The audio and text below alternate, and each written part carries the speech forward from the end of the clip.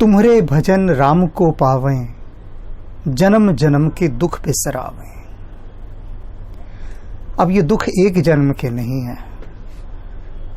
अनेक बार अनेक व्यक्तियों से कहते सुना होगा कि हमने तो आज तक कभी किसी का बुरा नहीं किया, सदा सबका भला किया, परोपकार किया, और हमारे साथ ऐसा बुरा क्यों हो रहा है।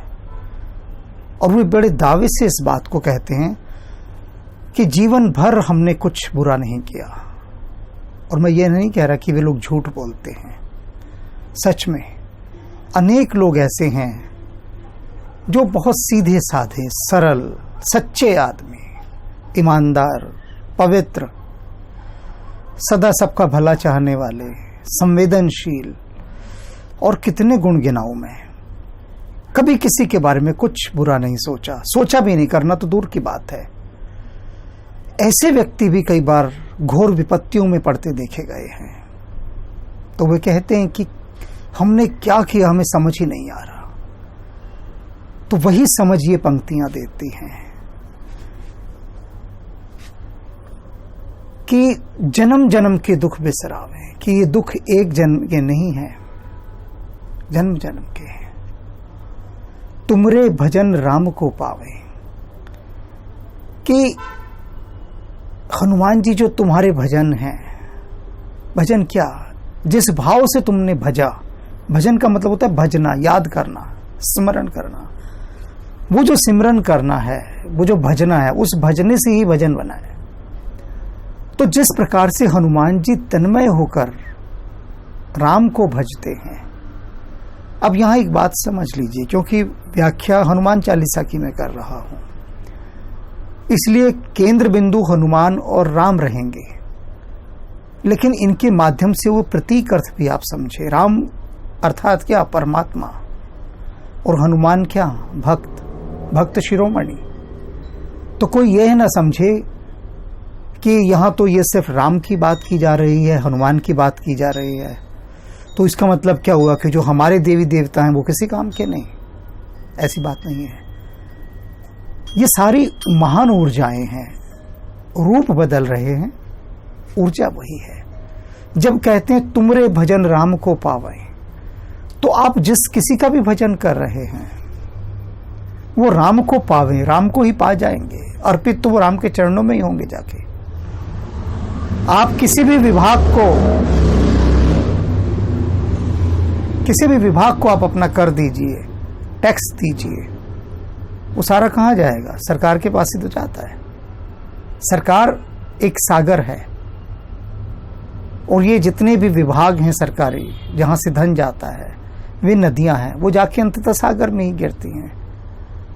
तो ये जितने भी प्रकार से आप सुमिरन करेंगे, आपके भजन राम को पावे, वो परमात्मा को ही जाकर लगेंगे, और जन्म जन्म के दुख बिसरावे।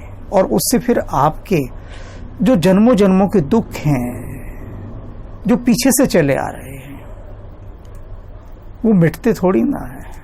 ठीक है, इस जन्म में आप बहुत अच्छे हैं, बहुत भले हैं, और आपने ये भी देखा होगा कि इस जन्म में बहुत सारे व्यक्ति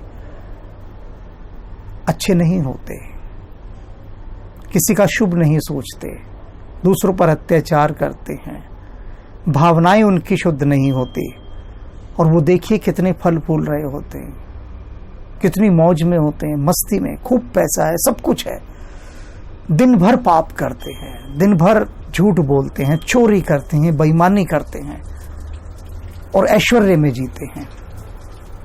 तो व्यक्ति यही कहता है कि अगर झूठ का ऐसा बोलबाला है तो हम झूठ की तरफ ही बहेंगे, वहीं बढ़ेंगे हम।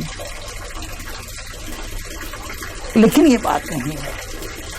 अभी ये बात आई ना, जन्म जन्म के दुख बिसरावें, तो हो सकता है उनके उस जन्म के कुछ संचित कर्म ऐसे रहे हों जिसमें इस समय उनको थोड़ा सा भोग योनि का आश्रय मिल रहा है।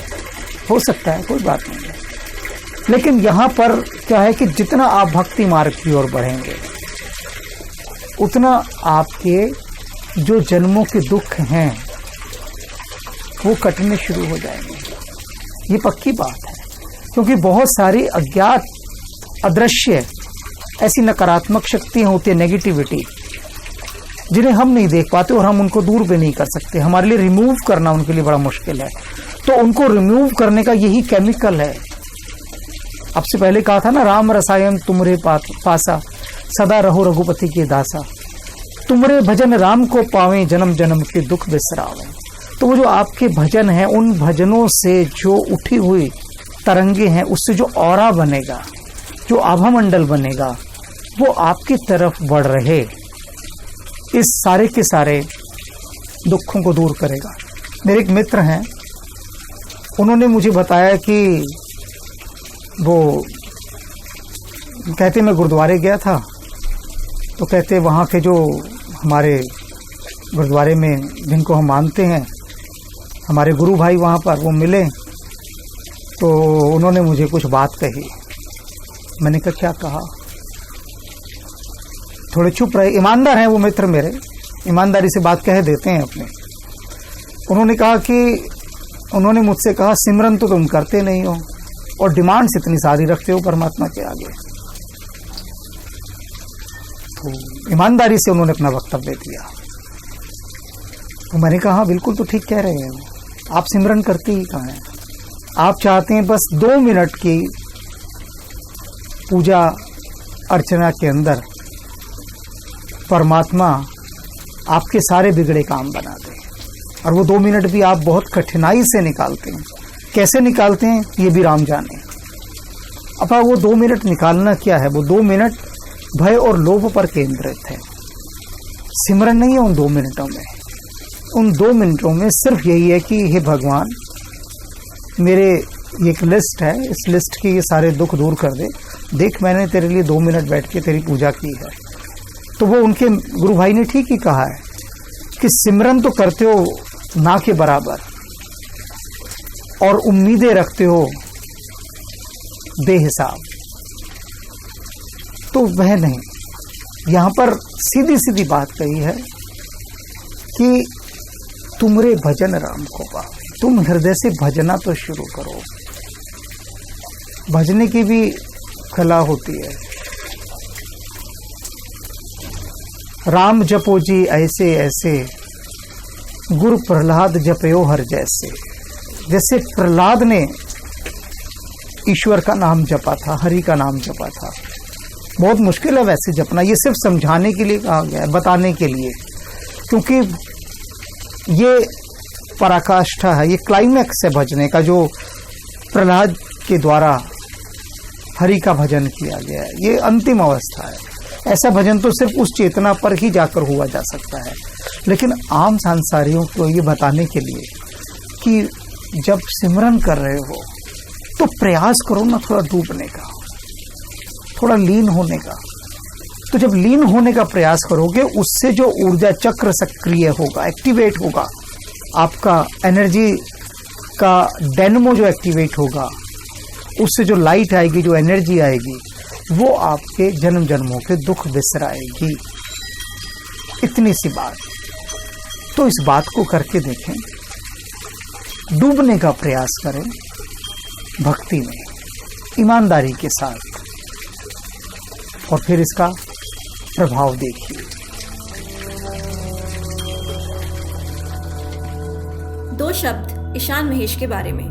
ईशान जी हिंदी साहित्यकार हैं। इन्होंने भगवान राम और कृष्ण को आधार बनाकर आध्यात्मिक उपन्यास लिखे हैं और लिखते ही जा रहे हैं। इसके साथ साथ ये ध्यान योगी भी हैं, यानी मास्टर ऑफ मेडिटेशन। हिमालय के अनेक रहस्यमयी महायोगियों और सन्यासियों की शीतल छाया में इन्होंने ध्यान योग को प्रसाद रूप में पाया है और अपनी विभिन्न कार्यशालाओं तथा आध्यात्मिक उपन्यासों के माध्यम में से उस प्रसाद को जनमानस में बांट रहे हैं।